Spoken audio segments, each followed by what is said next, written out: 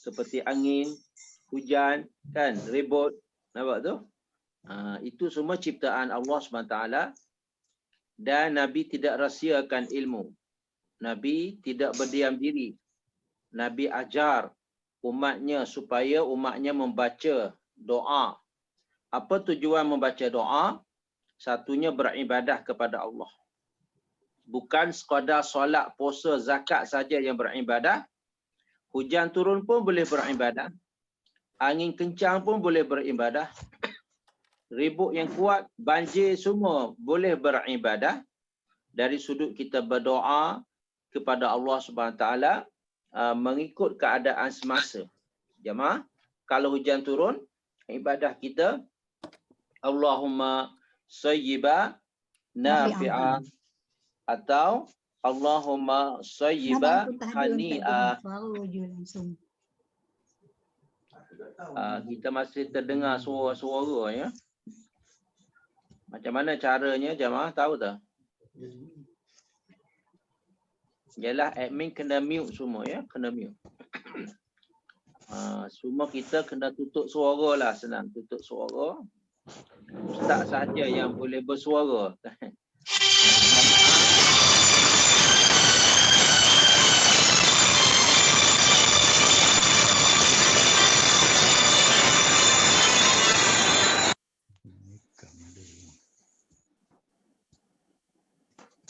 Jamaah tak boleh bersuara sebab kita mute ya.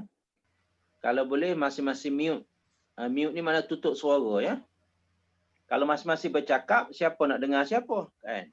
Sebab tu beri laluan pada ustaz. Ustaz bercakap, kita hanya mendengar sahaja. Tapi bila ustaz buka peluang untuk bertanya, boleh kita unmute, kita buka suara tu, boleh kita bercakap. Ya, itu cara kita belajar dalam Zoom jemaah ya. Sama juga dalam kelas kan. Masa ustaz mengajar tu kita dengar dan senyap ya. Kalau masing-masing bercakap, siapa nak dengar siapa. Oleh itu kita berada di mana tadi? Berkenaan dengan makhluk-makhluk Allah ya, berbentuk hujan, angin. Semua Nabi bagi tahu pada kita, yang hujan ada dua doa. Allahumma sayyiba nafi'a. Satu lagi Allahumma sayyiba hani'a. Ya. Ya Allah, jadilah hujan ini bermanfaat dan juga bagilah hujan ini sebagai membawa kebaikan. Ya, hani'a, boleh kita tenangkan jiwa kita bila hujan datang. Satu. Yang kedua, angin. Ingat tak minggu lepas kita belajar pasal angin? Ya Allah, berilah angin ini angin yang baik. Dan dalam angin itu ada kebaikan dan diekori dengan angin itu dengan benda-benda yang baik juga. Allahumma inni as'aluka khairaha wa khaira ma fiha wa khaira ma ursilat bih. Dan bila angin datang juga boleh kita berdoa, ya Allah, aku mohon perlindungan denganmu dari kejahatan angin atau keburukan angin dan apa yang berada di dalam angin itu, dan juga apa yang akan mengikuti atau mengekori angin. Bila angin itu datang, kita tak nak benda-benda yang jahat, yang buruk yang datang bersama dengan angin. So yang tu jamaah kena baca ya, sebab hadis sahih kan. Ini ilmu yang yakin. Siapa nak suka wera pada jamaah lain, weralah kan, yang 520. Sebab benda yakin, original. Bukan benda palsu. Benda yang original kita dapat pahala kalau kita viral. Tapi kalau benda yang tak berapa yakin, lebih lagi benda yang palsu, walaupun kita niat baik tapi kita dapat dosa. Sebab kita menyebarkan fitnah. Walaupun kita niat baik tapi kita menyebarkan fitnah. Macam mana fitnah jamaah yang berlaku? Walaupun nampak benda tu baik di sisi manusia, tapi kita memfitnahkan Nabi SAW.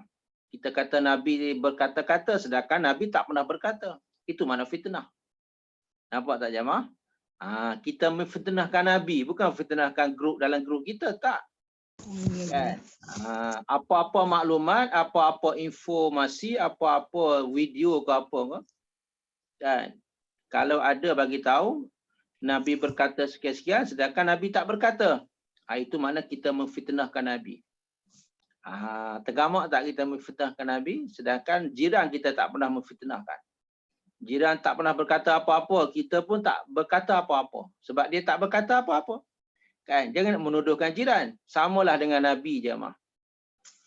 Sama juga dengan Nabi. Nabi tak pernah berkata-kata, tak pernah bersabda, tapi kita mengatakan bahawa Nabi bersabda. Tapi klip video tu bukan saya buat, Ustaz, orang lain buat. Sebab itulah bila orang lain buat, kita kena tapis. Kita kena tapis. Bukan datang terus kita post. Datang terus kita post. Kenapa jemaah? Jemaah tahu tak dekat Malaysia ni ada 75 ajaran sesat. Dekat Malaysia, kalau tak percaya pergi di JAKIM ya, ada senarai-senarai ajaran sesat di JAKIM.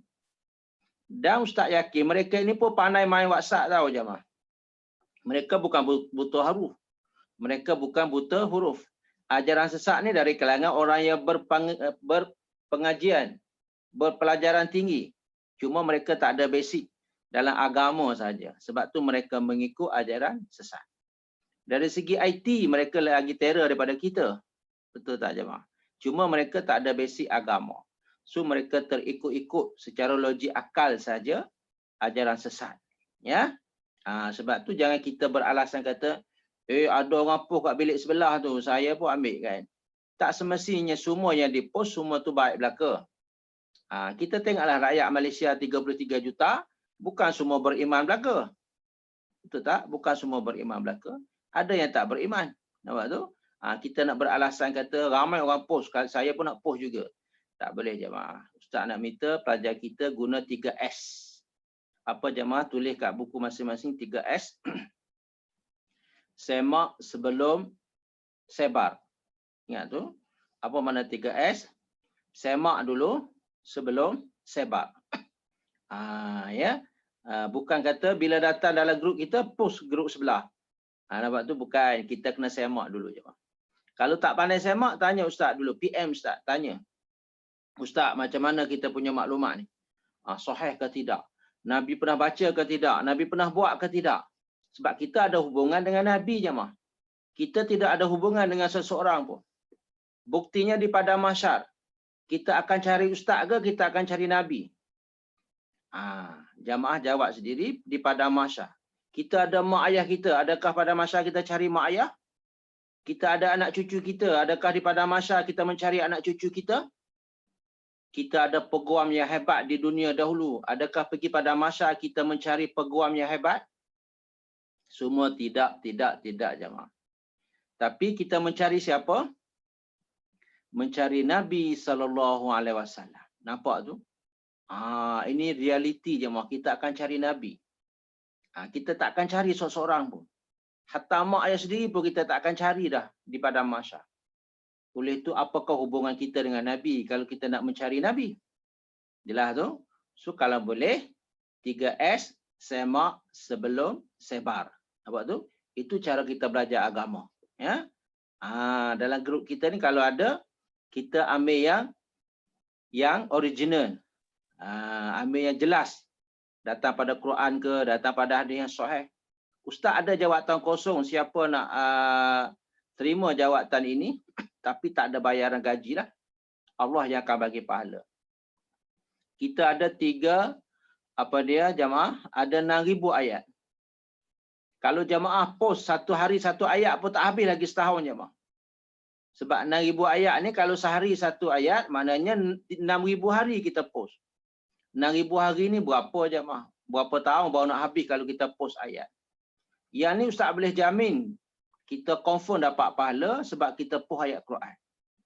Ayat Quran serta terjemahan. Ayat Quran serta terjemahan. Bagi sesiapa yang berminat untuk nak dapat pahala dalam grup, dia WhatsApp lah ayat Quran. Satu hari satu ayat. Satu hari satu ayat. Kan boleh kita faedah bersama tu. Berapa ramai lagi orang yang mengaji tapi tak tahu terjemahan. Kita yang post terjemahan. Nak baca banyak tak larat. Sehari satu ayat je. Sehari satu ayat je. Itu antara jawatan kosong jemaah.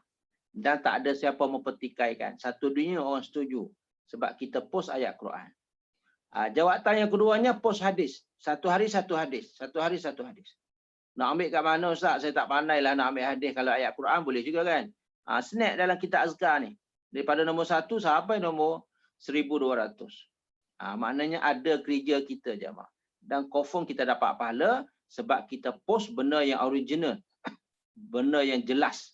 Datang daripada Allah dan Rasul. Sebab pahala-pahala ni yang menentukan pahala Allah dan Rasul je. Orang lain tak boleh menentukan pahala. Baca ayat ni dapat sekian-sekian. Baca ayat ni dapat 70,000. Baca bismillah ni dapat 70,000. Contoh kan. Itu kalau tak ada daripada Allah dan Rasul, kita ketepikan. Kita jangan viral. Ya, sebab benda ni benda yang mengelirukan kita, benda yang tidak yakin. InsyaAllah jemaah ya. Sedikit banyak untuk kita menjadi panduan dalam grup kita. Mudah-mudahan kita diberkati Allah SWT. Dan bila kita pergi kepada mahsyar, kita tak akan cari sesiapa. Kita akan mencari Nabi sallallahu alaihi wasallam. Sebab tu kita kena berbaik dengan Nabi. Daripada sekarang, kena buat baik dengan Nabi. Cara mana nak buat baik dengan Nabi? Sebab Nabi dah wafat, kena ikut sunnah Nabi. Ikut apa yang Nabi kata, ikut apa yang Nabi buat. Itu cara kita nak buat baik dengan Nabi. Bila pergi pada mahsyar, Nabi kenal kita. Itu yang penting jemaah. Ya, yang lain tu kita tapis. Kita tapis sebab kita takut melakukan dosa kering. Nabi kata siapa yang berkata apa yang aku tidak berkata, seolah orang itu menepah sip neraka. Dia tak bagi neraka lagi tapi tiket neraka dah ada dah. Bahaya jemaah. Kan sebab kita fitnah terhadap baginda Nabi sallallahu alaihi wasallam. Okey, jom itu sebagai mukadimah kita. Kita tengok pelajaran kita sekarang 2528 ya. Dipersilakan pembaca. Assalamualaikum warahmatullahi wabarakatuh. Waalaikumsalam. Bismillahirrahmanirrahim. Bab 7, zikir ketika ada bintang jatuh. Hadis nombor 528. Kami riwayatkan di dalam kitab Ibnu Sunni dari Ibnu Mas'ud radhiyallahu anhu, dia berkata, kami diperintahkan untuk tidak mengikuti arah bintang jatuh dan ketika itu kami diperintahkan untuk mengucapkan Masya Allah, la quwata illa billah. semuanya atas kehendak Allah. Tiada kekuatan melainkan hanya milik Allah. Okey jemaah, ingat baik-baik ni. Siapa nak post yang ni boleh ni. Sebab hadis kan. Datang daripada Ibnu Mas'ud. Nak minta jemaah kejap Ustaz nak hurai dulu lah satu persatu. Ya. Kita tak turun lagi ke bawah. Kita berada di 2528 jemaah ya. Kita tanda bila belajar kita nak mendalami. Ya, siapa nama Ibnu Mas'ud? Letak kat situ nama asalnya Abdullah. Ya. Abdullah bin Mas'ud. Nama-nama Abdullah ni nama yang famous. Dan nama yang terbaik dalam nama-nama di permukaan bumi Allah ini ialah nama Abdullah. Bila kita belajar hadis, jemaah kena ingatlah sahabat-sahabat yang bernama Abdullah ni siapa. Selalu Ustaz bagi tahu. Mungkin kita dah cuti lama kan. Mungkin kita dah lupa ke. Kita ingat balik. Sahabat-sahabat yang nama Abdullah ialah anak Umar Al-Khattab. Abdullah bin Umar Al-Khattab. Yang kedua Abdullah bin Abbas, ya, baginda sepupu baginda Nabi sallallahu alaihi wasallam. Yang ketiga Abdullah bin Amru bin As. Yang keempat depan kita ni Abdullah bin Mas'ud. Jamaah ikatlah atau tambahlah kita punya ilmu tu, sahabat yang bernama Abdullah. Setakat ni ada 4 orang.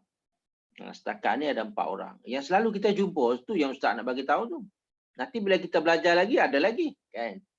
So kita tak dapat tidak. Kita kena tahu juga. Nak tak nak kena tahu juga. Nampak tu?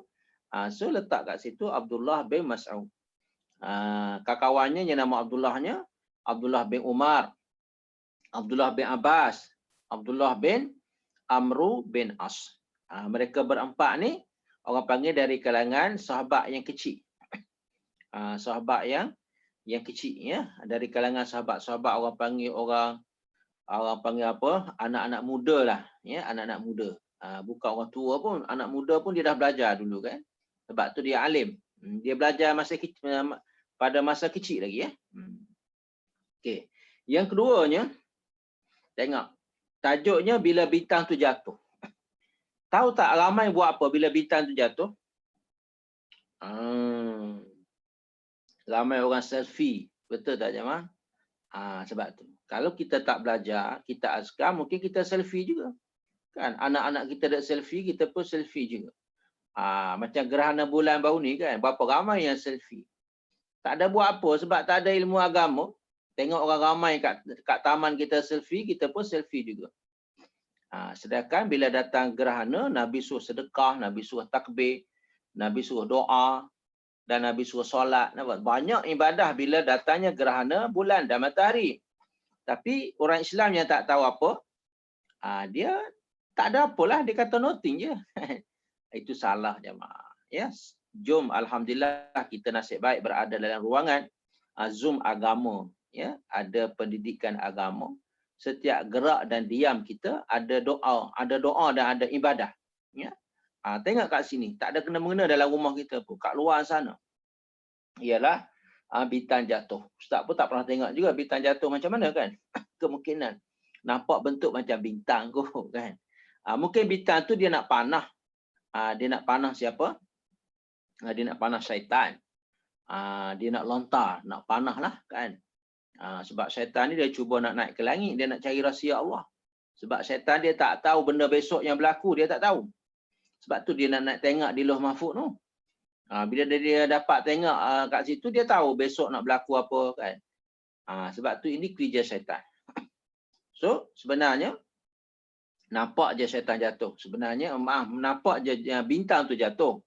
Kemungkinan bintang itu Allah panah syaitan yang cuba nak naik ke atas supaya mencari atau mendengar rahsia-rahsia Allah, apa yang berlaku besok. Sebab tu bila kita nampak, jangan sekali kita berselfie. Nampak tu? Kita kena buat apa? Kita kena ucap apa dia doanya? Masya Allah la quwata illa billah. Ingat. Kita ucap apa-apa yang benda yang pelik-pelik, boleh kita ucap Masya Allah dan kita guna la quwata illa billah. Jelas jemaah. Satu lagi, yang ketiga, kalau benda-benda yang baik-baik, benda-benda yang memuaskan kita, yang menggembirakan kita, kita kena ambil separuh tu, Masya Allah. Kalau Masya Allah saja tu benda-benda yang kita rasa gembira. Semalam, pelajar-pelajar yang ambil SPM dah dapat result kan. So, kita boleh puji anak kita, cucu kita. Puji dengan Masya Allah.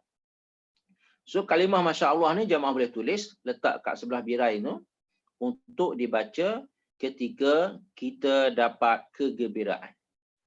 Dapat berita yang menggembirakan kita. Dapat anak baru, cucu baru, Masya Allah. Kan, awak dah dapat rezeki satu lagi kan. 1 tahun 1 orang je tu kan, Masya Allah. Banyaknya rezeki awak. Nampak tu? Itu dari sudut rezeki. Masya Allah, barunya kereta awak. Baru beli ke? Nampak tu? Dia beza sikit je jemaah. Kalau kita tak tahu belajar ni, kita kata barunya kereta awak tu je lah. Kalau jemaah kata baru 10 kali pun tak dapat pahala jemaah. Kan, barunya kereta awak, barunya rumah awak kan. Tak dapat pahala. Apa yang kita dapat pahala, kita kata Masya Allah. Nampak tu? Beza sikit je. Apa yang Nabi punya, apa yang kita punya dalam masyarakat kita, taklah sangat ketara perbezaannya, melainkan dengan 2-3 patah saja. Betul tak jemaah? Pernah tak kita jumpa dengan kawan kita, yang dia pakai kereta baru kan? Kita pun, barunya kereta awak, bila beli? Tu je kan? Sepatutnya bermula hari ini jemaah. Masya Allah, barunya kereta awak. Ya? Masya Allah, besarnya rumah awak. Nampak tu? Apa lagi jemaah? Masya Allah, adik dapat 5A. Contoh kan, kalau anak kita ke, cucu ke kan, nak panggil adik ke, panggil apa ke, terpulang lah. Jadi ada bacaan. So, jemaah tulis kat situ, untuk Masya Allah saja, untuk benda-benda yang kita nak memuji seseorang. Nak memuji isteri kita apa boleh. Kalau ada suami dalam ni, Masya Allah, sedapnya masakan. Kan? Nampak tu? Puji isteri yang memasak kat dapur, kena guna Masya Allah. Membasahilah lidah kita jemaah dengan kalimah Masya Allah. Pihak isteri pula nak puji suami. Masya Allah, suamiku ni rajin kan. Berbagai-bagai lah. Dalam bahasa lokal tu terpulang lah. Tapi kena ada Bermula dengan Masya Allah. Apa makna Masya Allah jemaah? Tengok banyak ilmu kalau kita belajar kan. Masya Allah ni apa yang Allah kehendak. So kita kena mempersetujui saja. Apa yang Allah kehendak, apa yang Allah mahu. Ma tu apa, sya tu kehendak. Allah tu Allah. So Masya Allah. Makna Allah kehendak supaya cucu kita dapat 5A. Kita pun Masya Allah. Benda yang dah berlaku je. Ya, benda yang dah berlaku. Ikutlah kita nak memuji seseorang, nak memuji menantu pun boleh kan. Rajanya menantu aku kan. So kata apa? Masya Allah dulu. Nampak tu? Jelas jemaah. Garis separuh-separuh tu. Untuk Masya Allah saja. Kita guna untuk apa? Untuk memuji sesuatu. Atau untuk memuji seseorang. Ingat baik-baik. Nak memuji seseorang. Nak memuji sesuatu. Kita ungkaplah dengan Masya Allah. Jelas tu? Dia beza dengan Insya Allah. Bunyi macam sama kan. Insya Allah ni benda yang tak berlaku lagi. Ingat baik-baik. Boleh kita letak kat situ. Tulis dua-dua set. Masya Allah benda yang dah berlaku. Insya Allah benda yang belum berlaku. Ingat tu. Tapi gunaan tak sama. Masya Allah yang dah berlaku tapi untuk memuji sesuatu. Untuk memuji seseorang. Kita kembali kepada Allah. Kenapa cucu kita dapat 5A? Sebab Allah yang izinkan. Bukan sebab dia baca buku. Berapa ramai yang baca buku tapi tak dapat 5A pun. Betul tak jemaah? Berapa ramai yang rajin baca buku tapi tak dapat 5A. Kan? Tapi anak saya, cucu saya dapat 5A. Masya Allah. Nampak tu? Mana apa yang dia dapat ni Allah yang kehendak. Ada juga baca buku. Pergi dalam bilik peperiksaan. Tak boleh jawab. Ada juga. Sebab Allah tak kehendak macam tu. Nampak jemaah. So pelajaran kita ni apa-apa kembali pada Allah. Apa-apa kembali kepada Allah bersandarkan dengan hadis Nabi. Bukan semata-mata kita mereka cerita, tidak. Ustaz tak berani nak merekakan cerita kalau benda tu tak datang pada Nabi. Sebab kita ni sebagai menerima amanah dan menyampai amanah. Ustaz-ustaz di luar sana pun sama, kena menyampaikan amanah Nabi. Bukan nak pandai-pandai. Jangan sekali-kali kita nak memandai dalam agama. Tapi kalau kereta suka hati awak lah nak beli warna apa, nak beli jenama apa, kereta tak pun Nabi tak marah. Rumah nak duduk rumah teres ke, rumah banglo ke, terpulang. Nabi tak masuk campur. Tapi pasal ibadah tak boleh. Nampak tu? Ibadah sendirian berhak Nabi punya. Jangan kita nak memandai-mandai. Jelas je. Kalau kita dengar daripada seseorang pun kita tengok. Dia bawa hadis Nabi tak? Ada sandaran tak? Nampak tu? Dia benda pahala dan ganjaran tak ada siapa yang boleh bagi tahu malaikat Allah dan Rasul. Kita kena tengok kat situ jemaah. Itu cara kita punya garisan menuntut ilmu. Garisan kita macam tu. Ya. Okey. So di sini kalaulah kita tengok macam bintang tadi, boleh kita kata masya-Allah la quwata illa billah. Benda yang menakutkan. Satu lagi kalau benda yang pelik-pelik tapi tidak menakutkan. Tengok pokok pinang bercabang. Pernah tengok tak? Pokok kelapa bercabang contoh kan. Mungkin kat Malaysia ni ada tapi satu tempat saja. Tak tahulah kan. Allah akan cipta satu-satu. Bukan apa pun Allah cipta macam tu. Orang panggil sebagai nak nampak ciptaan Allah ni ada juga binatang yang OKU. Pokok-pokok yang OKU pun ada. Bukan manusia saja yang OKU je. Sebab tu Allah sengaja tu. Biasanya pokok pinang satu batangnya tapi bercabang. Nampak tu? Pokok kelapa pun ada bercabang dua kan. So bila kita nampak subhanallah. Macam mana nak Subhanallah. Subhanallah ya, itu nombor 3. Subhanallah. Kenapa subhanallah? Sebab kita nak mensucikan Allah. Sebab ciptaan Allah kita kena mensucikan Allah. Awak tak? Ustaz repeat balik. Pertama, kalau kita tengok benda yang boleh menggembirakan kita, nak memuji seseorang, kita kata Masya Allah, benda yang dah berlaku. Kalau insya Allah, benda yang berjanji yang tak berlaku lagi besok hari. Kalau subhanallah, kita guna untuk kita tengok ciptaan Allah yang ajaib. Ciptaan Allah yang ajaib. Yang tak pernah kita tengok. Sekarang kita, baru tengok je. Semenjak lahir dulu kan, tak pernah tengok kan. Jelas jemaah? So untuk bintang saja kalau kita nampak kita gunalah tambah sikit la quwata illa billah. Tiada kekuatan melainkan dengan kekuatan Allah. Allah lah yang mencipta bintang tadi. So bintang tu bukan apa-apa. Ustaz yakinnya dia nak panah syaitan. Tu je. Sebab tugas Allah ciptakan bintang ni itulah dalam surah Al-Mulk ada jemaah ya. Walaqad zayyana sama ad-dunya bimasabih ya. Allah ciptakan langit tu, Allah ciptakan bintang menjadi perhiasan langit. Dan juga untuk nak melontar melontar siapa? Bintang syaitan-syaitan yang cuba nak naik ke langit mencari rahsia Allah SWT. Okey, jelas jemaah, itu hadis pencerahan kita, huraian kita 528. Kalau jemaah sempat catat, alhamdulillah. Kau dengar saja pun boleh dapat pahala juga. Tapi besok takut lupa. Nampak tu. Catat tu sebagai bukti kita yang kita dah belajar. Dan kemungkinan kalau buku kita ada catatan, bila kita meninggal jemaah, anak cucu kita boleh baca. Sampai pahala pada kita. Nampak tu? Buku kita bertahan lama ni. Kalau tak makan dia apa-apa kan, kalau tak rosak, tak kena air, tak kena apa kan, maka boleh bertahan lama. Kita dengan dia lagi lama kan, nampak tu? So kita simpan elok-elok, tanda elok-elok supaya anak cucu kita dapat manfaat dari buku Azkar Imam Nawawi. Okey, teruskan bab seterusnya. Bab 8. Tidak menunjuk dan melihat ke arah bintang dan petir. Hadis pada bab sebelumnya juga termasuk dalam bab ini. Hadis nombor 529. Imam Syafi'i rahimahullah dalam kitab dengan sanad dari orang yang tidak diragukan dari Urwah bin Zubair radhiyallahu anhu, dia berkata, apabila salah seorang dari kalian melihat petir atau kilat, maka jangan pernah menunjuk kepadanya. Cukup hanya disebutkan ciri-cirinya sahaja. Imam Syafi'i rahimahullah mengatakan sehingga ke saat ini bangsa Arab tidak suka melakukannya. Okey, jemaah, untuk hadis 529 ni letak simbol senyum. Kenapa ustaz ni? Apa tujuan letak simbol senyum ni? Kalau anak kita tanya kenapa simbol senyum? Sebab tak ada bacaan doa. So senyumlah, relax kan? Itu makna senyum.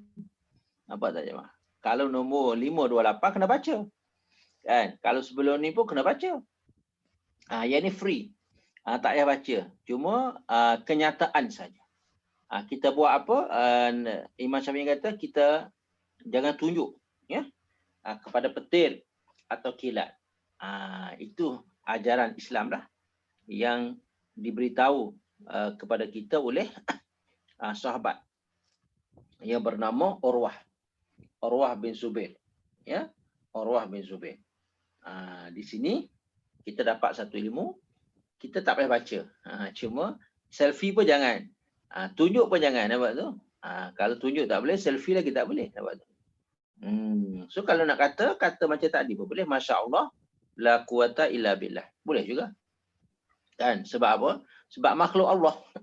Makhluk Allah. Kan? Berapa ramai orang yang kena petir kan? Yang kena kilat, kena petir kan? Yang meninggal. Katanya orang tua pesan tak boleh berada di bawah pokok. Betul tak jemaah? Ya? Orang tua pesan kan? Sebab pokok ni tempat berlindungnya syaitan. Kilat, petir ni bukan dia nak panah kita pun. Dia nak panah syaitan. Tapi syaitan dia pantas, dia tahu. Kita manusia mana pantas kan? Berjalan slow kan? Nampak tu? Sebab tu dilarang. Musim-musim hujan. Jangan berteduh di bawah pokok. Nampak tu? Sebab apa? Orang tua ni bukan hadis pun, tapi orang panggil pengalaman. Kan? Bergantung pada pengalaman. Pengalaman yang pernah berlaku kan? Nampak tu? Bila hujan, bila apa, kalau kita berada di sawah ke, berada di padang ke kan? Di kebun ke, jangan sekali berteduh di bawah pokok. Kenapa? Sebab syaitan pun berteduh di bawah pokok juga. Nampak tu? Atau di atas dahan sana. Itu tempat tinggal syaitan. Syaitan tak ada rumah kan. Dia tinggal di pokok-pokok. Lebih-lebih lagi pokok jerai je mak. Pernah tengok tak pokok jerai? Pokok tu pokok yang syaitan suka tinggal kat situ. Ya. Syaitan suka tinggal dekat pokok jerai. So mana-mana pokok pun sama, bila hujan, bila apa, jangan berteduh. Sebab takut petir tadi lah. Petir dia nak panah siapa? Nak panah syaitan. Tapi syaitan dia cepat, dia pantas, dia boleh lari. Kita manusia ni yang lambat kan. Tu yang kena tu kan, yang mati kan, kena petir tu. So lulus yang ni tak ada apa-apa bacaan, selamat, letak tanda senyum. Jom kita terus hadis yang ketiga pada pagi ni.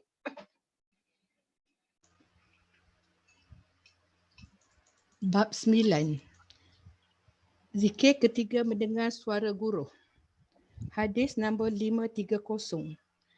Kami riwayatkan di dalam Sunan Al-Tirmizi dengan sanad daif dari Ibnu Umar radhiyallahu anhuma bahawa apabila Rasulullah sallallahu alaihi wasallam mendengar suara guruh dan petir, baginda mengucapkan, Allahu akbar jemaah. Kalau kita belajar betul-betul kan, kita boleh menghayati jemaah bahawa Nabi ni tak kedekut pun ilmu tau. Satu, yang kedua Nabi tak rahsiakan ilmu. Kita kena yakin macam tu jemaah ya. Nabi ni sayang umat, nak bagi tahu. Nabi ni sayang umat. Apa ilmu yang Allah ilham, Allah wahyu kepada baginda, baginda tak simpan pun satu ilmu. Semua didedah. Nabi kita, dia ada orang panggil kegemaran nak memberitahu sesuatu kepada umat. Apa yang baginda tahu, baginda tak sembunyi, baginda tak kedekut. Semua baginda bagi tahu, cerita dengan umat supaya umat dapat ibadah. Sebab tu kalau kita asyik duk ambil benda-benda lain lagi kan yang Nabi tak pasti kan, yang kita tak tahu Nabi tak pasti Nabi buat atau tidak, mana rugilah masa depan kita. Sebab Nabi cerita segala-galanya. Nampak tu? Tadi pasal bintang jatuh. Yang ni pasal apa? Pasal guruh pula. Kita kan bila bunyi guruh kan takut kan? Macam kita rasa langit nak pecah. Betul tak jemaah? Macam langit nak pecah. Apa dia guruh di sini? Ialah bila kita dengar ada doa, ada ibadah jemaah, ada ibadah. Apa dia Nabi suruh kita baca? Allahumma la taqtulna bi ghadabi. Ya Allah, Wa la tuhlikuna bi azabik. Wa afina qabla dhalik. Ya Allah, Pakai terjemahan. Ya Allah, janganlah engkau bunuh kami dengan kemurkaan-Mu. Janganlah engkau hancurkan kami dengan azab-Mu dan selamatkanlah kami sebelum itu. Okey jemaah, jom kita belajar doa ni. Yang ni kita kena belajarlah. Sebab kita nak baca, sebelum nak baca kena faham dulu. Kalau tak, macam kita mengaji lah, tak faham ayat kan, tak faham makna tu. Kita ada 3 pecahan. 3 pecahan. Pecahan pertama, Allahumma la taqtulna bi ghadabi. Allahumma dah tahu dah, la mana jangan.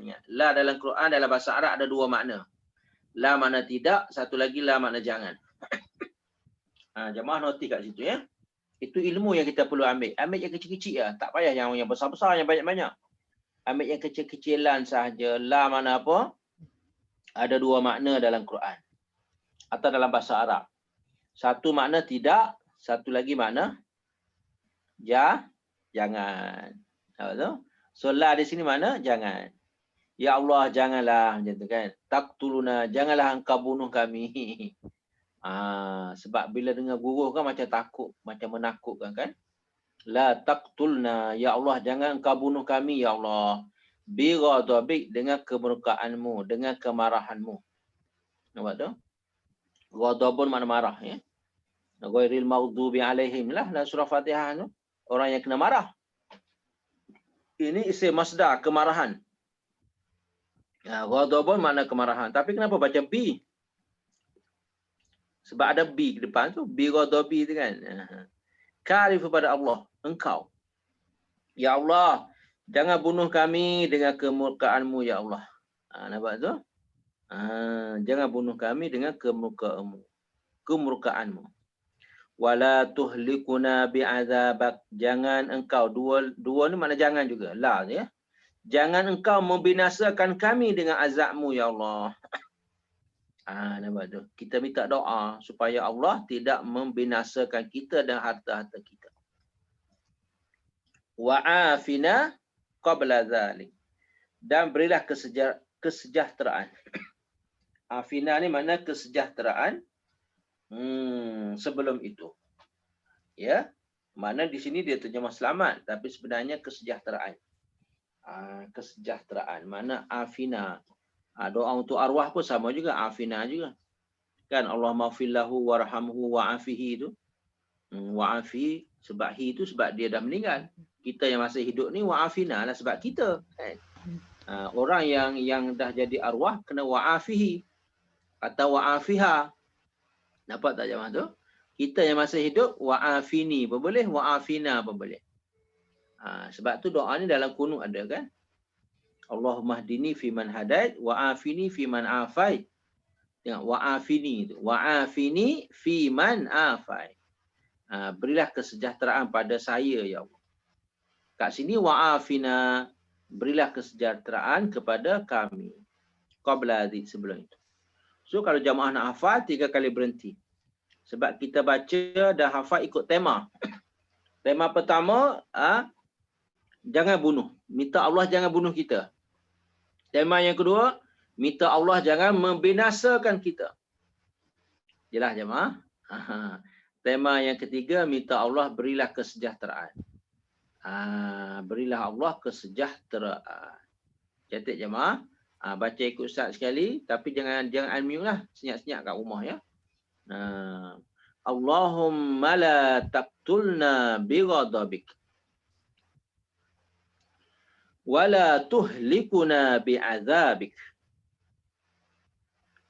wa'afina qabla dhalik. Dan siapa nak wera boleh wera. Ambil gambar kat situ tu, separuh-separuh. Hadis 530. Bacaan ketika bunyi guruh. Tu je tajuknya, bacaan ketika bunyi guruh. Kita baca kan. Kalau tak ingat buka phone yang kita post tadi kan, contoh kan. Kita tak perlu hafal jemaah, kita baca je. Okey, settle. Hadis yang berikutnya. Hadis nombor 531. Kami riwayatkan dengan sanad sahih daripada kitab Al-Muwatta dari Abdullah bin Zubair radhiyallahu anhu bahawa apabila dia mendengar suara guruh, dia menghentikan pembicaraannya dan berdoa. Allah jamaah, minta satu lagi ya. Dah 5 orang dah sahabat yang nama Abdullah ni. Minta kita tanda lah dalam buku tulis ke, tanda kat birai ke, kan.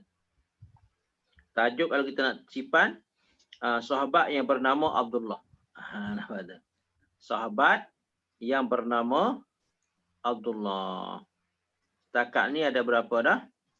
Ada 5 dah jemaah. Allahu Akbar. Cantiknya ilmu kita. Yang nombor 5 ni siapa? Abdullah bin Zubair ya. Pun dari kalangan anak sahabat je. Geng-geng nama Abdullah ni rasanya sahabat yang muda-muda je mah. Seronok juga kan, sahabat yang muda-muda. Sebab ayah mereka ni sebaya dengan Nabi. Zubair kan sebaya dengan Nabi. Kan? Tapi Abdullah anak Zubair bin Awam yang kita selalu dengar Zubair bin Awam tu kan. So sahabat dari kalangannya pemuda-pemuda. Ya. So namanya Abdullah bin Zubair. Tadi yang kita belajar siapa tadi? Abdullah bin Mas'ud ya. Kita dah dapat 5. Cantik ya. Apa yang suruh baca? Bismillahirrahmanirrahim. Subhanallazi yusabbihur ra'du bihamdi wal malaikatu min khifati. Maha suci zat yang perti dan malaikat bertasbih dengan memujinya kerana takut kepadanya. Okey, nampak tak sini jemaah? Bila kita dengar apa? Bila kita dengar guruh ya. Ini pilihan yang kedua lah. Jemaah letak nombor 1 dan nombor 2. Nombor 1 yang atas tadilah Allahumma la taqtulna bi ghadabik wa la tuhlikuna bi azabik wa afina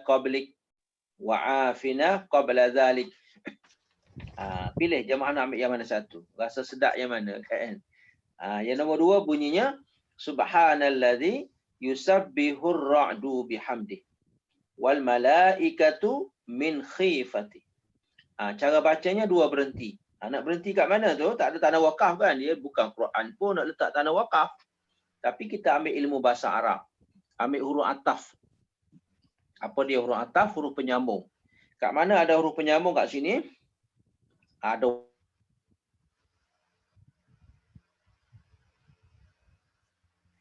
letak garisan sempadan. Pecah dua. Pertama, subhanallazi yusabbihur ra'du bihamdih. Berhenti di hamdih tu. Itu cara berhenti yang sebenarnya. Tak boleh nak berhenti suka-suka hati, nanti putus makna. Maknanya rosak.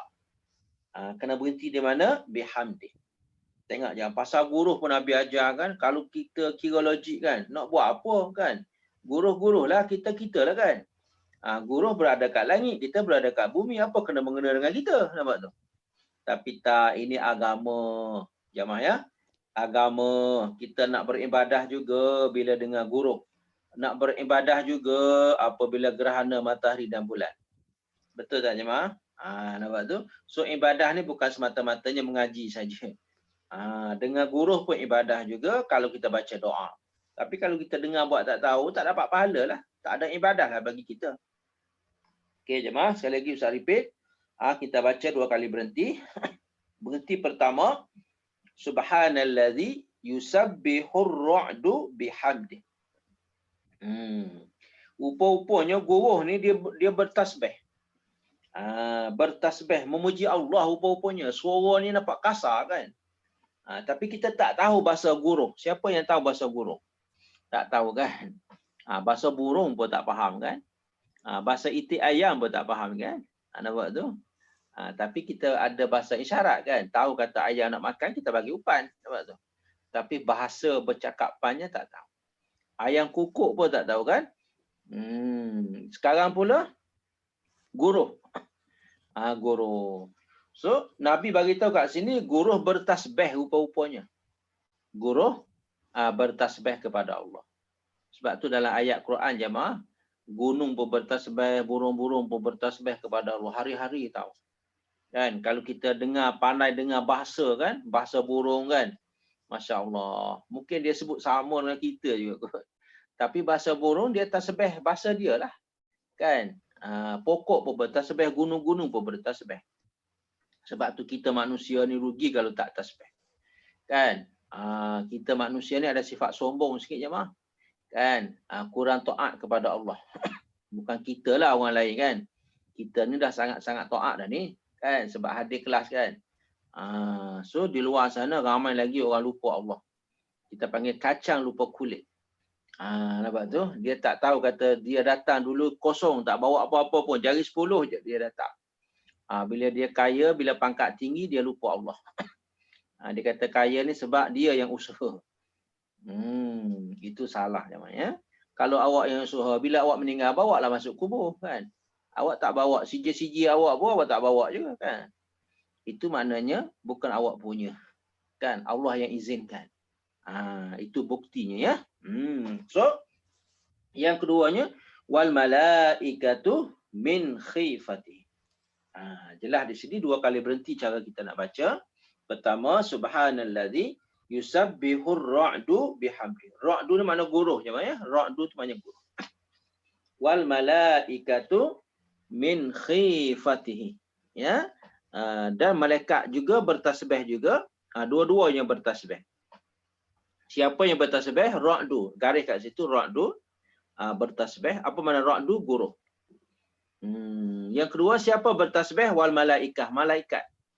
Kenapa mereka bertasbih? Min khifatihi. Daripada ketakutan. Malaikat takut kepada Allah. Sebab tu malaikat bertasbih. Tapi guruh bertasbih bihamdi dengan memuji Allah. Masya Allah. Kita tak tahu bahasa guruh kan. Kena belajar lah. Kan? Kena belajar. Ya, apa yang dia duk kata-kata burung semua yang duk ayam semua tu yang berkukuk semua tu semua bertasbih pada Allah. Cuma bahasa dia tak sama. Ada satu negeri dekat Europe, jamaah pernah tengok klip video kan. Mereka bercakap dengan tanpa tulisan, dengan tanpa sebutan. Mereka guna suara saja kan. Suara nak makan bunyi macam ni, suara nak minum bunyi macam ni kan. Just bunyi semata-mata suara saja jemaah. Tidak ada kalimah-kalimah jemaah. Allah Akbar. Tengok. Itu manusia sama manusia. Boleh berbicara. Nak makan, nak minum, nak pergi sana, nak balik rumah. Semua tak ada kalimah. Satu kalimah pun tak ada. Tapi kenapa mereka faham? Mereka buat suara saja. Suara tinggi, suara rendah, suara kasar, kan, suara kecil dan sebagainya. Boleh memahami. Tapi antara mereka je lah. Satu kampung tu. Mereka faham antara mereka. Orang lain pun tak faham. Jelas tu jemaah. Itu manusia cakap pun kita tak faham. Apatah lagi guruh yang bercakap. Kan? Guruh yang bertasbih. Lagilah kita tak mengerti.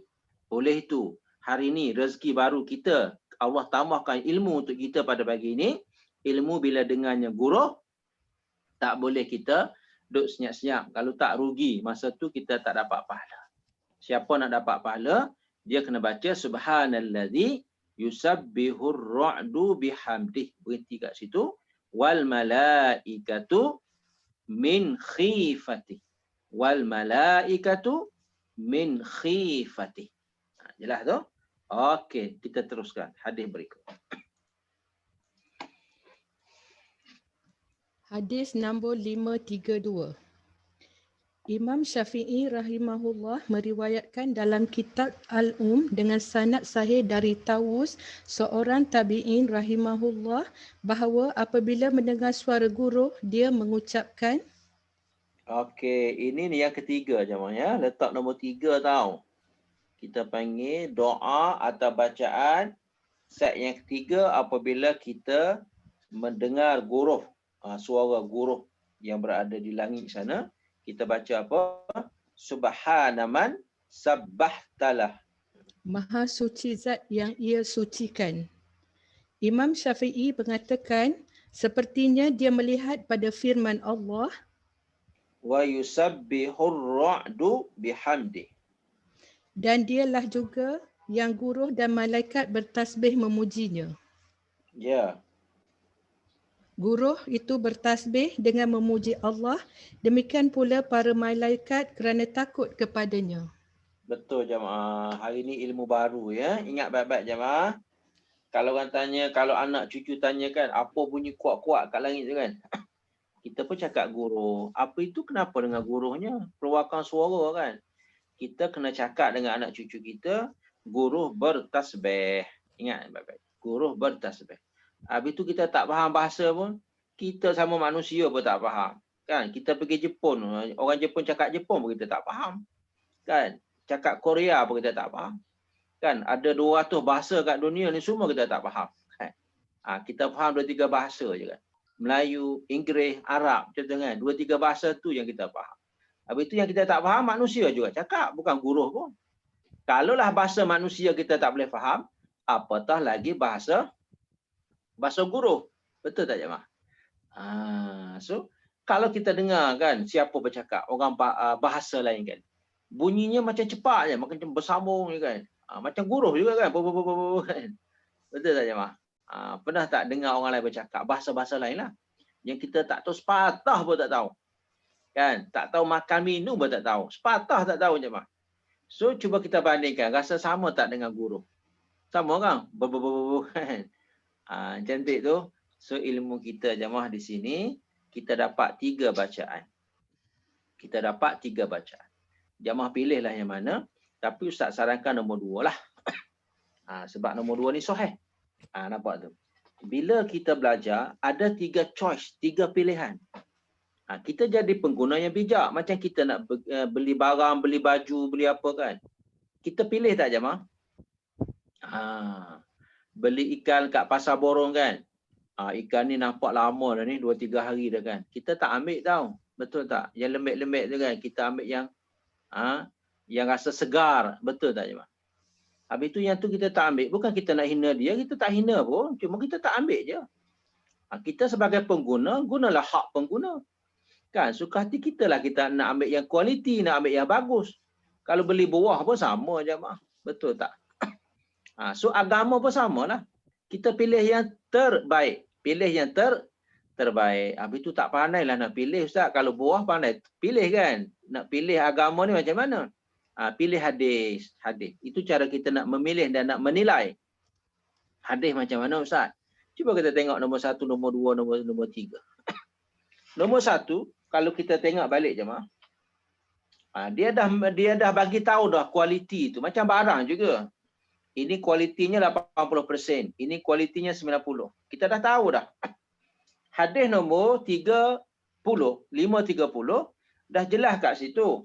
Imam Nawawi kata dhaif. Nak minta jemaah garis dekat dhaif. Jumpa tak tadi? Dengan sanad dhaif ya. Dengan sanad dhaif. Nampak 530. Baris pertama lagi jemaah. Lepas Tirmizi tu dengan sanad dhaif. Kalau jemaah jumpa, jemaah garis dekat tu. Garis kat situ jemaah ya. Dalam tulisan masing-masing lah, dalam buku masing. Ini kita nak menilai. Bukan susah pun. Tak apalah kita beli ikan kita pandai pilih, beli buah kita pandai pilih. Habis tu nak pilih doa ni macam mana? Dia ada status dia, tengok status dhaif. Garis kat situ. Lepas tu kita banding dengan 531, kita nak pilih yang mana? Cuba kita cari. Dia ada penilaian dia. Sanad sahih, nampak tu? Nampak tu? Garis kat situ. Sanad sahih. Jom kita tengok 3. Tengok nombor 3. Atau 532. Macam mana kita nak nilai yang ni? Okey, jom kita tengok. Yang pertamanya, Nabi tak ada. Bila Nabi tak berkata-kata, maknanya nilainya rendah sikit je mah. Walaupun dalam buku. Kita belajar agama dulu tak kira. Janji ada dalam buku je. Semua kita percaya. Tak je mah. Tak mestinya ada dalam buku tu semua kita boleh ambil belaka. Kita kena menilai. Macam kat pasar borong lah. Tak semua kat pasar borong kita beli belaka kan. Kita beli yang tinggi kualiti. Nampak tu. So dalam kitab pun sama. Cuba kita nombor 3. Ustaz nak ajar kita cara nak menilai. Nak bagi choice. 3 pilihan. Nak ambil yang mana satu? Okey, yang nombor 3 ni tengok. Imam Syafi'i je. Didapatinya Nabi tak ada kat sini. Bila kata-kata tu, bila tak ada kata-kata Nabi, makna dia punya levelnya rendah sikit jemaah. Tapi rendah bukan rendah sangat. Tinggi pada kita sebab levelnya Syafi'i nampak tu. Tapi Syafi'i dengan Nabi Muhammad, makna Nabi Muhammad lagi tinggi. Betul tak jemaah? So di sini hadis 532, Imam Syafi'i saja yang berkata. Imam Syafi'i ambil dari siapa? Tengok. Sanadnya sahih. Ambil daripada Tawus. Tawus ni seorang tabi'in. Tabi'in ni generasi yang ketiga. Generasi yang kedua. Generasi yang pertama sahabat. Sahabat ni anak murid Nabi. Sahabat ni boleh belajar, sempat belajar dengan Nabi. Tapi tabi'in jemaah tulis kat situ. Mereka ni tak sempat belajar dengan Nabi. Siapa Tawus? Tawus ni seorang ulama besar lah. Geng-geng Syafi'i lah juga ni. Satu geng lah ni. Ulama besar. Ulama besar. Nampak tu? Apa dia generasi mereka, kita beri nama titlenya tabi'in. Itu title kena tahu je mak. Titlenya tabi'in. Syafi'i ni tabi'in titlenya. Dia ada 3 title. Title pertama sahabat. Title yang kedua tabi'in. Title yang ketiga tabi'in. Yang ni jamaah kena terror tau. Kenapa? Sebab kita nak menilai. Nak menilai kebenaran. Jelas tu? Tengok.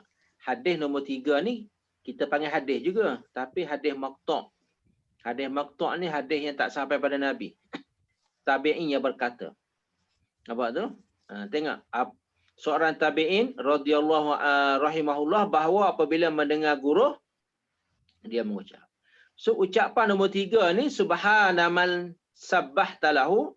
Siapa yang ucap? Namanya Tawus. Nabi ucap tak? Nabi tak ucap yang ni. So kita boleh timbang dah kat situ jemaah. Kita boleh menilai dah. Antara hadis 1 dengan hadis 2, sekarang nombor 3.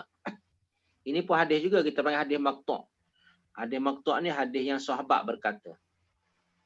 Hadis mauquf, hadis yang tabi'in berkata. Jelas tu. So kalau ustaz suruh kita pilih 3 ni jemaah, nombor 1, nombor 2, nombor 3, atau 530, 531, 532, jamaah pandai tak nak pilih yang mana satu? Ya. Kita letak choice A, B, C. So ustaz sarankan jamaah kena pilih 531. Sebab 531 dah ada chop kat situ. Kualitinya apa? Kualiti hadis tu penting tu. Kualiti hadisnya sahih. Sanad sahih. Bila kita nak guna pakai, hari-hari nak baca yang 531, tak semestinya kita menghina yang lain, tidak. Macam kita beli barang tadilah, kan?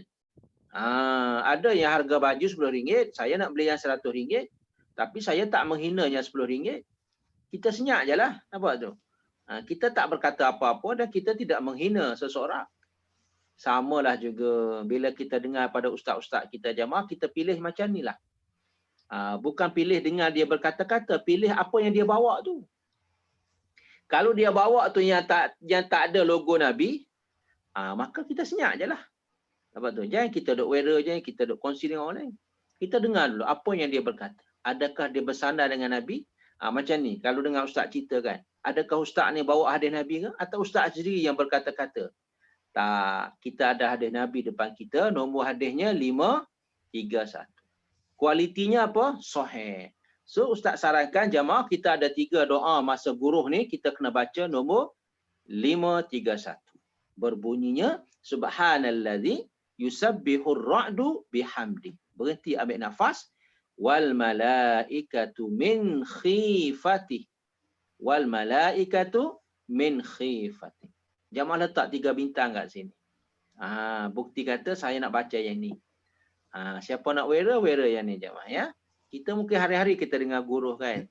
Kadang-kadang dengar guruh lepas macam tu je. Terlepas kita panggil tak dapat pahala. Bermula malam ni, petang ni kalau dengar guruh insya-Allah kita baca jemaah ya. Kalau tak ingat buka muka surat berapa ya? 320. Ingat muka surat 320, nombor hadis 31 tapi ada 5 kat situ. Ya, 531. Itu cara menilai agama jemaah. Cara menilai agama, cara menilaikan doa, cara menilaikan ibadah, dia ada status dia. Dia ada tulis kat situ kualiti tu. Kalau barang produk kan dia ada tulis kat situ. Ini madu berapa persen. Tapi semua cakap 100% kan. Yang cakap tu jangan kita percaya. Yang kita kena test diri madu tu ori atau tidak. Orang jual semua cakap 100%. Jemaah pernah dengar tak ada orang jual madu, dia kata madu saya tak 100%. Ada ke? Tak pernah ada jemaah. Betul tak jemaah? Madu saya 80% je madu asli. Lepas tu campuran 20%. Ada cakapnya. Tak ada. Semua satu Malaysia. Kalau orang jual madu ni semua. Cakap kata madu saya apa? Original 100%. Ya, madu asli 100%. So kita nak percaya dia cakap ke atau kita tengok barang dia dulu? Tengok barang dia dulu. Betul tak awak kata ori ni saya nak test sikit? Nampak tu. Sama dengan ustaz juga. Betul tak benda ni? Kita kena tengok ustaz bawa hadis ke, ustaz bawa kata-kata saja. Itu cara kita menilai namanya. Itulah benar-benarnya kita mempelajari agama Allah dan agama Rasul. Bukan agama seseorang. Agama Islam ni datang dari siapa? Datang dari Allah dan juga datang daripada Rasul sallallahu alaihi wasallam. Jom kita teruskan 533. Hadis nombor 533. Disebutkan bahawa Ibnu Abbas radhiyallahu anhuma mengatakan, kami pernah bersama Umar radhiyallahu anhu pada suatu perjalanan. Ketika itu terjadi gerimis, petir dan guruh. Ka'ab mengatakan, siapa yang ketika mendengar suara guruh mengucapkan? Ini jelas. Ini daripada Abbas tapi hadis ni kita dah repeat dah tadi. Letak kat situ sama dengan hadis 531. Tanda kat situ ya. Sama dengan hadis 531. Cuma dia tak ada man. Yang tu ada man. Subhana man yusabbihur ra'du bihamdi wal malaikatu min khifati. Maha suci zat yang guruh dan para malaikat bertasbih dengan memuji Allah kerana takut kepadanya. Sebanyak 3 kali, nescaya akan dilindungi dari guruh tersebut. Maka kami pun melakukannya dan kami selamat dari guruh itu. Ini nombor 533 ada info sikit jemaah. Ada penambahan maklumat kat sini. Baris yang last kali yang kita baca tu. Jumlah bacanya berapa kali? 3. Letak bintang kat situ supaya kita dapat maklumat yang baru. Dia hampir sama dengan 531 je ya.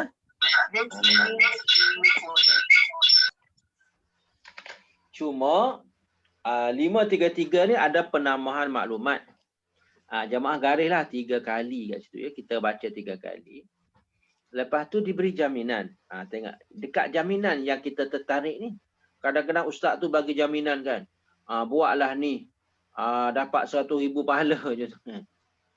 Yang ustaz baru terimanya dalam poster. Kurban dekat Mekah dapat 100,000 pahala. Berbanding dengan kurban dekat negara-negara lain. Itu pun sama je. Kalau kita dengar cerita macam tu, janganlah cepat post. Sebab siapa yang bagi tahu? Itu dalam poster je baru. Adakah dekat bawah tu ada penilaian hadis? Itu cara kita nak mencari kebenaran je. Senang je. Kita tengok kat bawah tu ada footnote tak? Ada nota kaki tak? Ada hadis tak? Nampak tu. Ini ustaz dapat dalam grup sebelah juga, tapi ustaz tak post lah. Nampak tu. Dia kata kurban dekat Mekah dapat 100,000 ganjaran. Kata-kata ni untuk nak menarik supaya orang berdaftar dengan dia lah. Nampak tu. Jelah, tapi kita tak bagi tahu siapa-siapa. Cuma sebagai contoh je. Tapi kalau kita tertarik dengan poster tu, kita akan post. Sebab kita kata, dapat 100,000 ni, jom kita buat kurban di Mekah. Sebab kat Malaysia tak ada pun ustaz cakap 100,000. Kan selama ni. Tahun ni dapat pula ilmu baru. Kurban di Mekah dapat 100,000. Jamaah nak tak? Nak kan? Naklah 100,000. Tapi sebelum nak tu pastikan dulu maklumat tu benar atau tidak. Cara. Okey, ustaz nak jelas sikit jemaah ya, minta maaf. Pasal kurban, pahala 100,000 ni memang tak ada. Ustaz menafikan memang tak ada. Ya, kurbanlah di mana-mana pahalanya sama. Macam puasa je. Adakah puasa kat Malaysia dapat biasa-biasa pahala? Bila puasa kat Mekah dapat 100,000? Tak ada jemaah. Jangan duk pandai-pandai. Kalau awak kata ada, bawalah dalil dan hadis. Nampak tu. Cuma yang ada 100,000 tu apa? Yang jelas-jelas yang Nabi bagi tahunya, yang 100,000 tu ada. Pahala apa? Pahala solat. Sesiapa yang mendirikan solat di Masjid Haram, 1 kali solat, makna 1 salam. Bermula dengan takbiratul ihram sampai habis salam. Tak kiralah solat 2 rakaat ke, solat 3 rakaat ke, solat 4 rakaat ke, Allah beri pahala sebanyak 100,000 ganjaran. Itu yang jelas-jelas jamaah ada hadis Nabi. Siapa solat dalam Masjid Haram dapat 100,000 ganjaran. Adakah ada juga hadis Nabi siapa yang berkorban, melakukan ibadah korban di Mekah dapat 100,000? Itu tak ada hadis. Cuma dia nak kelirukan. Mengelirukan kita. Jelas tak jamaah tu? So nak minta kalau dapat poster macam ni, janganlah jamaah post. Ya? Sebab Nabi tak cerita, kita tak boleh nak pandai-pandai kan. Bila Nabi tak cerita, kita senyap je lah. Nampak tu? Dan kita yakin Nabi tak akan sembunyikan ilmu. Nabi tak akan rahsiakan ilmu. Ilmu guruh pun Nabi cakap, Nabi bagi tahu. Ilmu angin kencang pun Nabi cerita. Takkanlah pasal korban Nabi tak cerita. Betul tak jemaah? So jangan kita kelirukan orang lain. Atau jangan kita mengelirukan orang lain.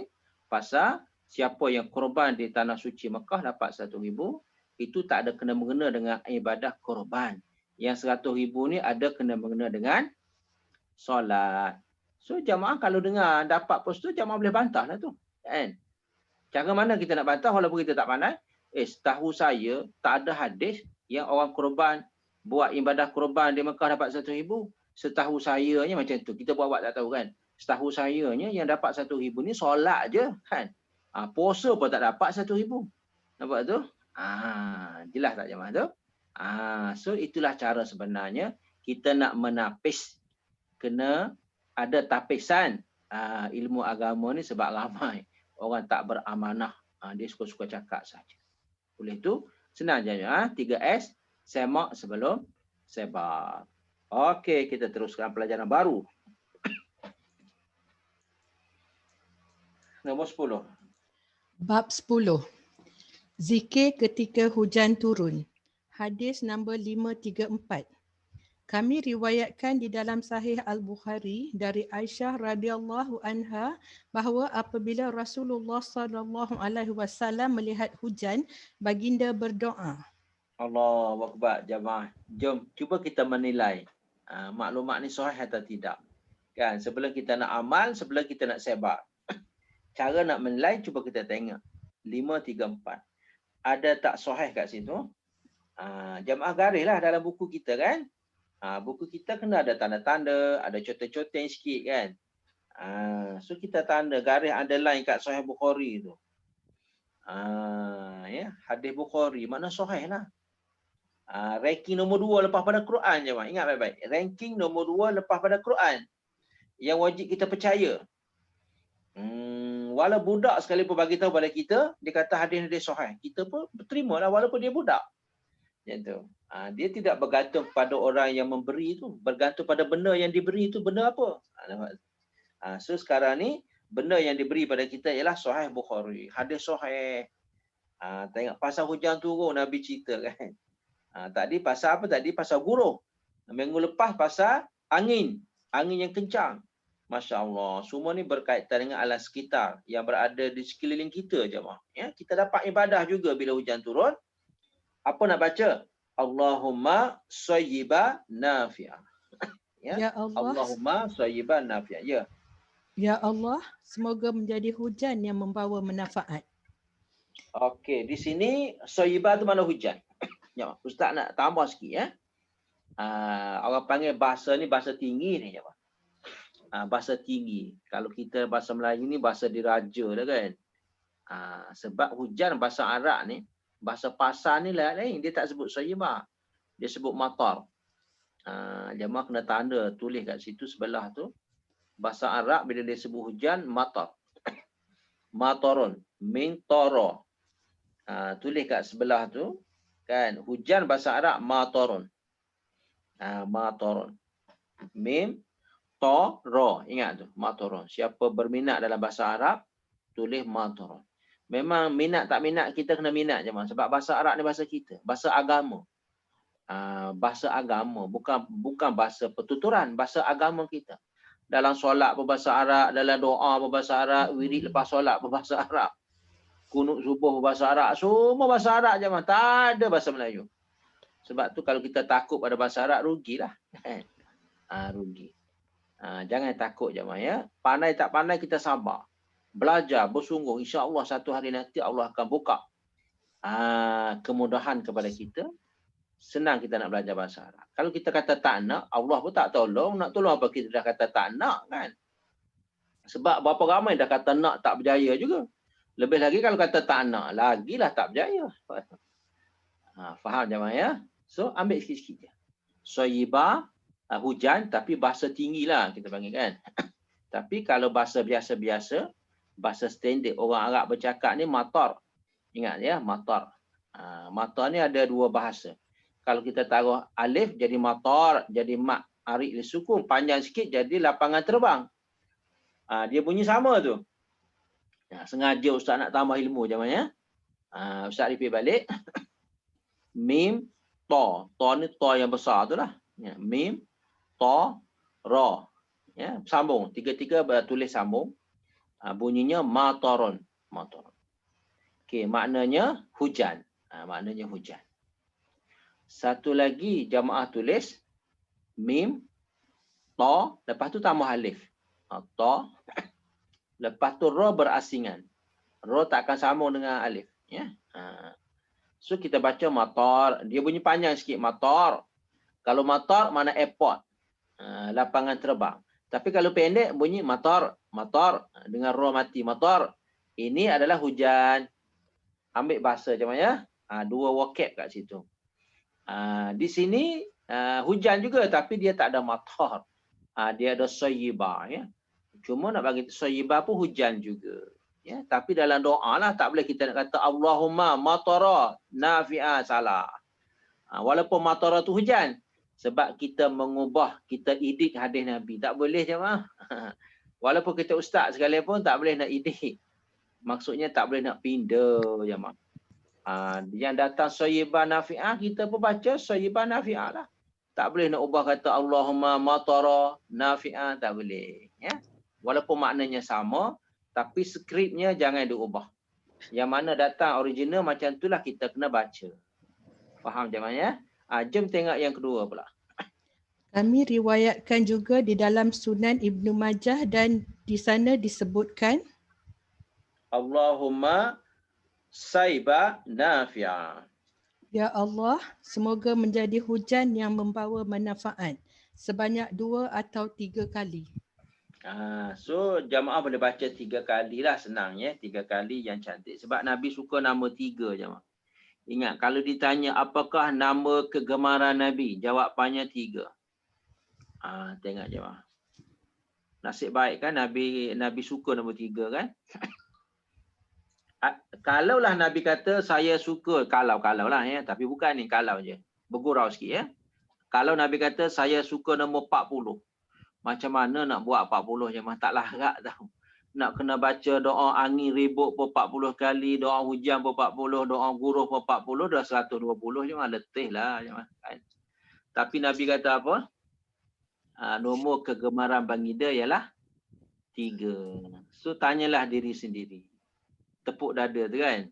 Tanya, saya mampu tak nak baca 3 kali? Susah ke 3 kali? Kan? So adakah kita berjaya? Semua berjaya je mah. Kita tak pandai, tak ada sijil ustazah pun kita berjaya. Sebab Nabi suruh baca 3 kali. So bacalah Allahumma sayyiba nafi'a. Allahumma sayyiba nafi'a. Allahumma sayyiba nafi'a. Ya. Nak baca sayyiban pun boleh.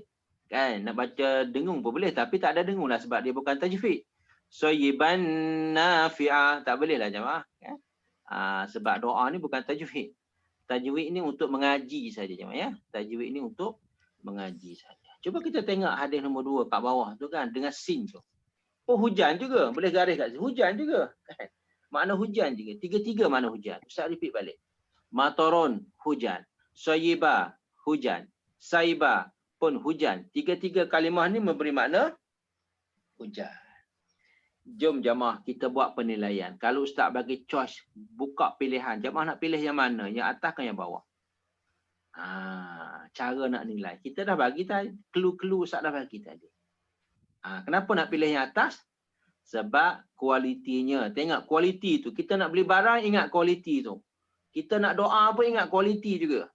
Habis tu cara nak nilai kualiti macam mana? Tengok hadis Sahih Bukhari tu. Itu kualiti tu, branded tu. Tengok branded kat situ. Kita bukan main bila beli beg tangan kan. Nak branded antarabangsa kan. Datang pada UK tu beg kita, beg tangan. Kalau pasar raya, pasar apa? Pasar malam punya tak nak beli kan. Sebab low class.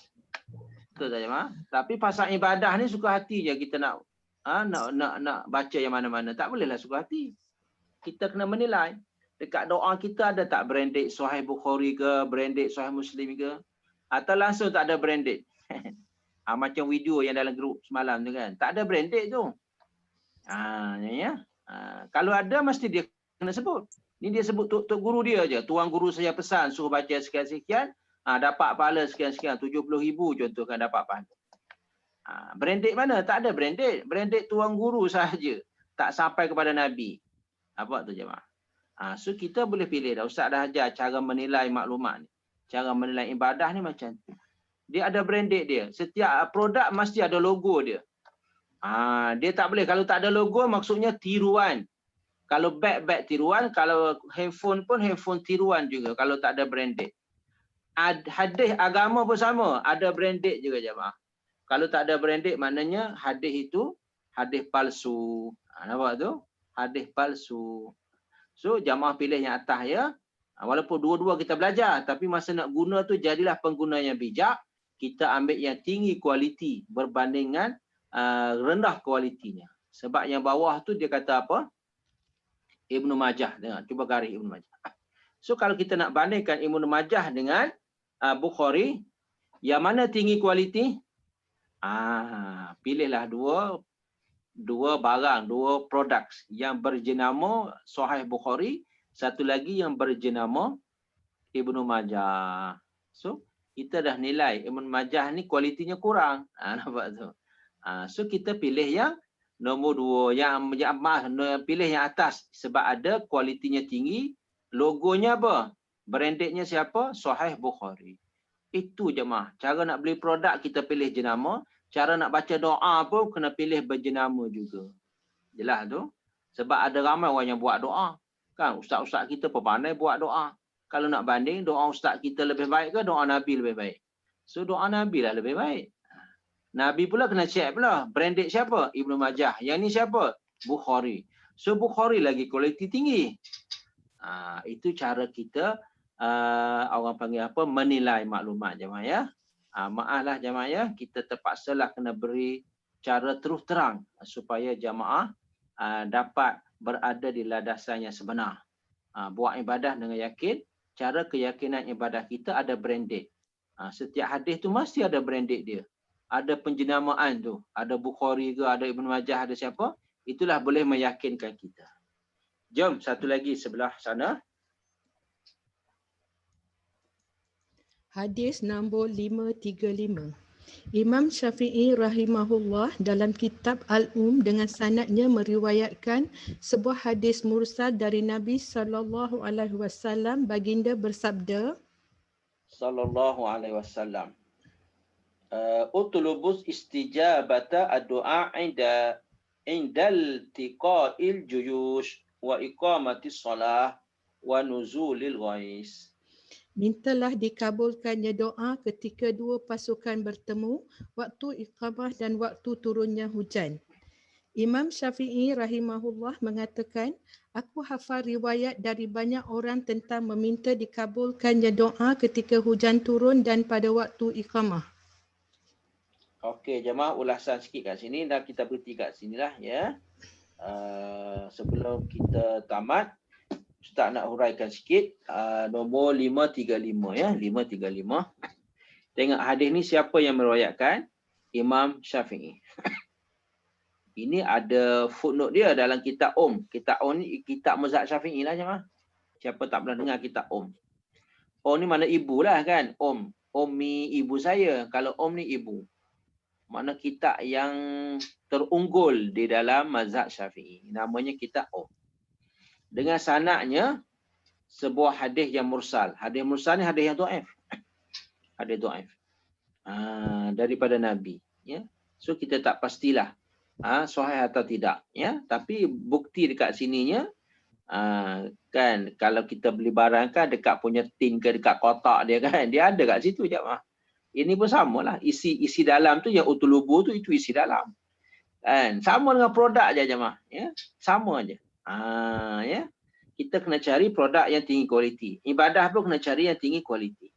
So di sini Imam Syafi'i bagi tahu hadis ni hadis dhaif datang pada Nabi SAW bersabda utlubu istijabah doa. Nabi suruh kita minta doa. Makna Nabi kata doa istijabah ni makna doa mustajab. Bahasa kita kata mustajab ya. Doa yang paling mustajab. Ketika bila? Ada 3 masa. Doa mustajab ada 3 keadaan. 1, ketika itiqa juyush. Ketika bertempurnya tentera-tentera. Ketika berperang lah.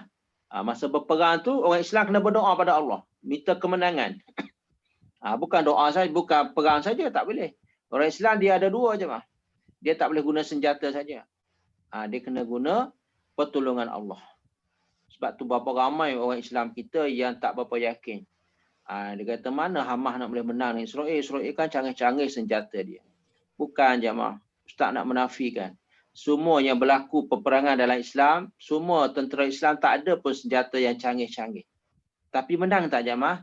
Menang. Mana bukti? Perang Badar, perang Uhud, perang Khandaq, perang Khaybar, semua peperangan. Dahlah tentera Islam bilangan sedikit. Senjata tak berapa banyak. Dahlah senjata sedikit. Tak canggih lah pula. Nampak tak jemaah? Ini sejarah buktikan kemenangan tentera Islam bukan bergantung kepada senjata yang canggih-canggih. Sebab tu, kalau kita kata Palestin tak akan menang, kan Hamas tak akan menang. Sebab tak ada senjata kan. Roket pun tak ada, jet pejuang pun tak ada. Nak lawan Israel macam mana dia kata. Allah sengaja buat tentera Islam senjata tak berapa canggih berbanding dengan senjata musuh. Kenapa jemaah? Jom kita ambil satu poin di sini. Kalaulah senjata orang Islam, tentera Islam tu canggih, bila menang, orang Islam kata sebab senjata canggih lah sebab kita menang. Membelakangi Allah lah kat situ. Allah tak nak. Sebab tu, kenapa kita senjata tak canggih tapi kita menang juga? Mana pertolongan Allah. Allah yang tolong sebab kita menang. Allah sengaja nak kat situ sebenarnya. So Hamas menang baru ni bukan sebab senjata. Sebab Allah yang tolong. Berapa banyak senjata yang Israel tembak datang ke Palestin tapi tak meletup. Tak meletup. Berapa banyak je mah tak meletup. Mana Allah tolong tu. Kan? Dan berapa banyak roket yang dihantar oleh Hamas tak boleh dipintas oleh radar-radar apa panggil kan? Apa senjata daripada pihak Israel. Jelas tu jemaah. Itu nak bukti kata pertolongan Allah. So janganlah kita memusnahkan semangat orang Islam yang berdepan dengan musuh. Kita kata tak boleh menang kan. Tak boleh menang, senjata tak ada, tak canggih pun kalau ada kan. Israel lagi canggih. Orang ni dia tak baca sejarah Islam kan. Sengaja peperangan berlaku dekat Hunain je lepas pembukaan Mekah. Awal-awal permulaan tentera Islam kucak-kacir. Sebab ramai orang Islam pada masa tu bermegah-megah dengan senjata yang banyak, tentera yang ramai. Masa nak berperang dengan orang Taif. Lepas buka Mekah, dia pergi ke Taif je. Kita panggil peperangan Hunain. Tahap permulaan, 1 jam pertama, tentera Islam kalah. Kenapa? Sebab tentera Islam bangga. Dia kata kali ni kita menang, kancang ni, kita kan senjata banyak, canggih, tentera peramai. Rupa-rupanya terbalik jemaah. Allah bagi kalah. Huru-hara habis tentera Islam. Nampak tu? Sebab mereka berbangga, bermegah-megah dengan senjata. Lepas tu, berjaya disatukan balik. Lepas pada 1 jam pertama, berjaya. Dikumpulkan balik. Kalau tak, sejam pertama semua pakat-pakat lari je. Ni Allah nak tunjuk ni. Sebab tu kita jangan megah dengan senjata. Jangan megah. Jangan sombong dengan senjata. Sebab kemenangan bukan bergantung kepada senjata. Tapi bergantung kepada doa atau pertolongan Allah. Sebab tu dalam hadis ni kan, antara doa mustajab ketika bertempur antara dua tentera, tentera Islam dan tentera kafir.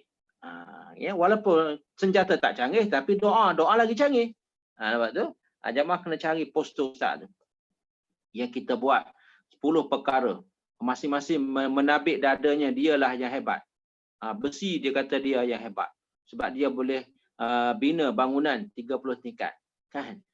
Lepas tu, api bantah. Bukan awak lah yang hebat, saya lagi hebat. Saya api. Kan? Api boleh membakar besi. Betul tak jemaah? Api boleh melembutkan besi. Betul tak jemaah? Kita nak buat pedang, nak buat keris kan? Pernah tengok orang buat keris? Kan? Dia kena bakar dengan api kan? So, besi jadi lembut. Api pula bermegah-megah. Api kata saya hebat. Tak, awak tak hebat pun. Air datang. Air datang, air kata saya hebat. Kan? Sebab saya boleh memadamkan api. Sekarang air pula hebat. Datang apa lagi? Datang makhluk Allah yang berbentuk angin. Awak tak hebat pun. Kan? Angin lagi hebat. Sebab angin boleh alih ke mana ke sini. Kan? Jelas tu. Last sekalinya, banyak cerita lah jemaah. Ada 10 ya. Tak cukup masa. Jemaah carilah semula kita punya poster tu. Last sekali siapa yang paling kuat jemaah? Besi pun tak, air pun tak, api pun tak, gunung pun tak. Yang paling kuatnya ialah doa. Seronok jemaah baca ya. Cari balik poster ustaz tu. Siapa ada minta post dalam grup ya. Yang paling powernya doa. Sebab doa ni boleh menghancurkan segala-galanya.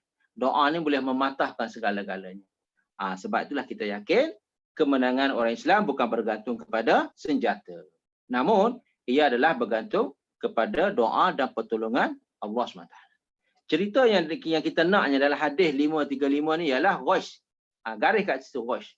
Ketika hujan turun. Ketika turunnya hujan, menjadikan doa mustajab juga. Ya, setakat inilah jemaah kita dapat berkenaan dengan doa ketika guruh, doa ketika hujan. Dan ketika hujan, ingat baik-baik menjadikan doa mustajab. Tapi hadis tu tak berapa kuatlah kualitinya tu. kualitinya tak berapa kuat sebab mursal, garis kat mursal tu, mursal ni jenis hadis dhaif. Jenis hadis dhaif. Tapi bolehlah kita beramal selama mana tak ada jumpa hadis-hadis yang tinggi, hadis-hadis yang kualitinya tinggi. Sementara ni bolehlah jemaah ya, tapi tak boleh berhujah. Hadis dhaif ni boleh beramal untuk diri sendiri je. Tapi tak boleh nak berdebat, tak boleh nak berhujah dengan hadis lain lah. Kalau bertemu dengan hadis-hadis yang sahih, kita kena mengalah lah. Macam tu. Itu cara kita beribadah dan berilmu secara yang terbaik. Cara terbaik. Macam itulah kita buat penilaian. Yang mana lagi kualiti tinggi, yang itulah kita ambil guna pakai dan kita sebar kepada anak-anak buah kita. Wallahu a'lam. Okey, dipersilakan soalan sekiranya ada soalan.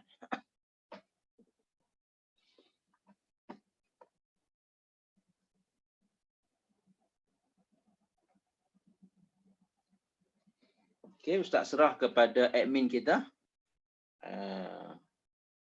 Mana admin kita ni? Terima kasih pada pembaca. Alhamdulillah kelas kita telah berakhir di sini dan kelas kita tadi berlangsung lancarnya dan Ustaz telah menyampaikan sebaik-baik pencerahan.